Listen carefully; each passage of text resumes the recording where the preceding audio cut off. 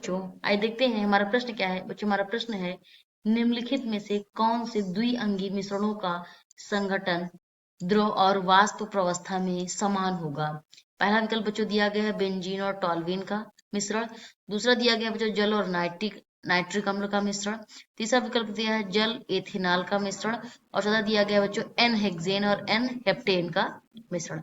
भाई सबसे पहले बच्चों बात करते हैं अपने प्रश्न की मुख्य अवधारणा की। इसे हम लिख कर देख लेते हैं।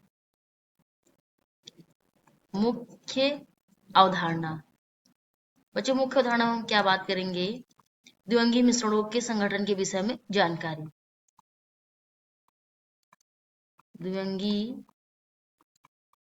मिश्रण के विषय में जानकारी।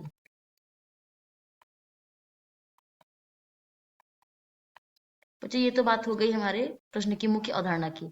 अब आइए अपने उत्तर की ओर आगे बढ़ते हैं।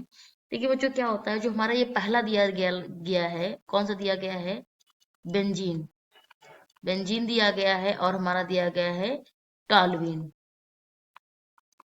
तो जिसको राउल्ट के नियम समझते हैं, तो राउल्ट के नियम से तो तीन तरीके से होते हैं। एक तो बच्चों हमारा आदर्श विलयन होता है, दूसरा हमारा जो होता है जो धनात्मक विचलन आदर्श विलयन से दिखाते हैं, और तीसरा जो होता है जो हमारा ऋणात्मक विचलन दिखाते हैं, विचलन प्रदर्शित करते हैं। तो अब बच्चों जो बेंजीन और टॉल्यूइन है, दूसरा बच्चों में क्या दिया गया है, जल और नाइट्रिक अम्ल दिया गया है। पहले बच्चों में एक एक करके लिख लेते हैं, तब देखते हैं कि कौन सा हमारा धनात्मक विचलन दिखाएगा, कौन सा ऋणात्मक दिखाएगा, और कौन सा आदर्श विलयन है। ठीक है बच्चों।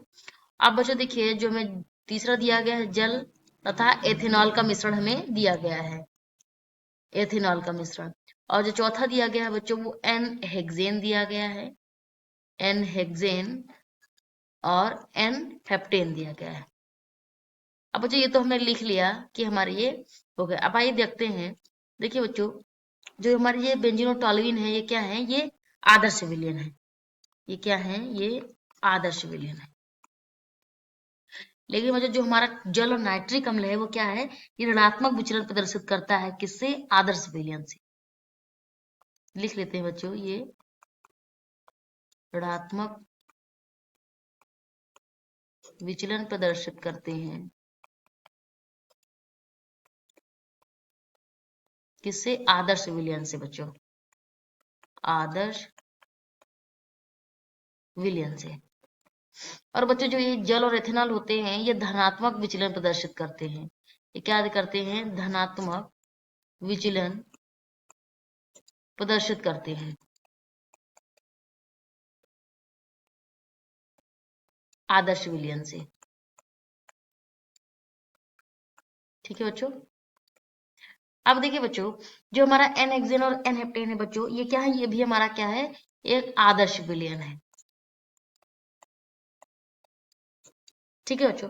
अब देखिए जो आदर्श विलयन है, तो जब मान लीजिए बच्चों इसमें अंतरा आणविक जो बल हैं, इनमें हम इसको समझ लेते हैं बच्चों। मान लीजिए एक अभिक्रिया है हमारी, क्या हो रही है, ए है, या बच्चों बी जो है, अभिक्रिया जो हो रही है किसके बराबर होंगी, इनके जो बंध होंगे वो बच्चों ए बी के क्या होंगे, बराबर होंगे। इनके बीच में जो अंतरा आणविक बल होगा इनके बराबर होगा।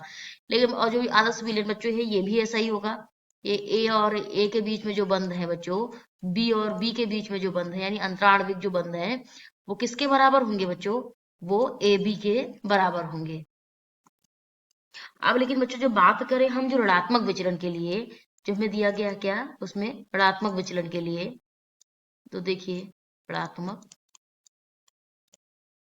अब इनके बीच बच्चों बात करें अगर, तो जो हमें ए की प्रकार की अन्योन्य क्रियाएं दी गई हैं और बी प्रकार की, बी बंध और बी की प्रकार की अन्योन्य क्रियाएं दी गई हैं, वो क्या होंगी, वो इनसे जो हमारा जो होगा वो ए बी बंध का जो अंतराणविक बल होगा वो ज्यादा होगा। ठीक है बच्चों। लेकिन जो धनात्मक विचलन है, धनात्मक विचलन में इसका जस्ट उल्टा हो जाएगा बच्चों। कैसे, देख लेते हैं कि जो इसमें जो ए प्रकार की हमारी दी गई है बच्चों, और ये हमारा जो बी प्रकार का दिया गया है, इन ये बंध जो दिए गए अंतराणविक बल इनके बीच में, ये बच्चों ज्यादा होंगे जो है ए और बी बंध से।